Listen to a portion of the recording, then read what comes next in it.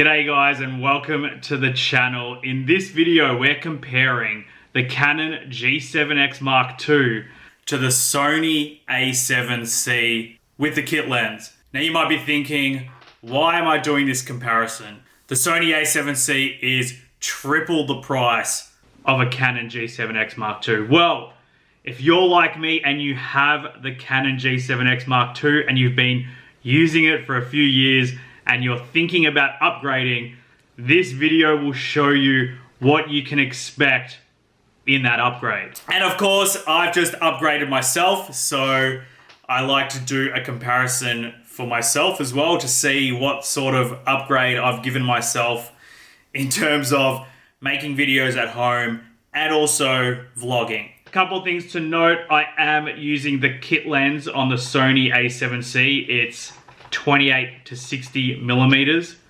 The Canon has a inbuilt lens, 24 millimeters, I believe. No, it says 8.8 to 36 millimeters, but it's crop sensor, so I don't even know how many millimeters that is.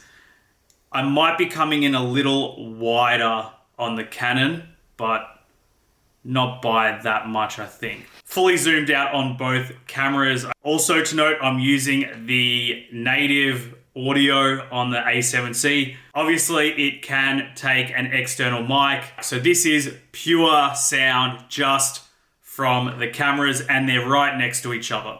Also to note is I haven't really had a chance to play around with the settings on the A7C much yet, other than to adjust the video settings to 60 frames per second, 50M, which is a higher bitrate than the 25M that is offered as well.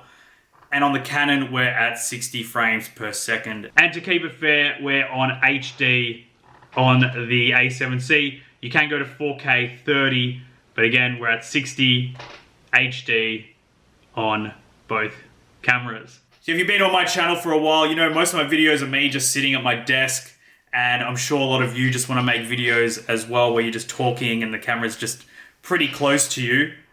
On the articulated screen on both cameras, I'm looking at them and I'm coming through a bit brighter on the Canon G7X, but I'm not sure how that will translate when I'm actually editing. I'm sure there's settings on the A7C where I can turn up the brightness. Another thing to note is the autofocus. Let's do an autofocus test. How does it track my face back and forth? I know the G7X Mark III had some autofocus issues. So not sure what these ones are like. It looks like it's auto-focused on my fingers, better on the Canon, but then you can see the face is where it kind of sits.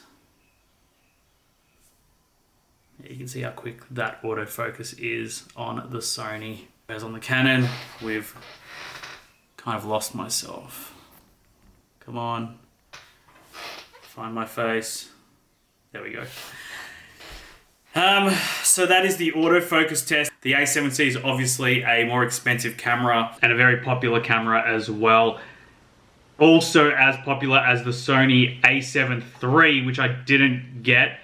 I do want to use the A7C for photos as well, and by all accounts the build is a lot better on the A7 III for photos, but the articulating screen, I just needed that as someone who wants to see the framing when I'm making videos.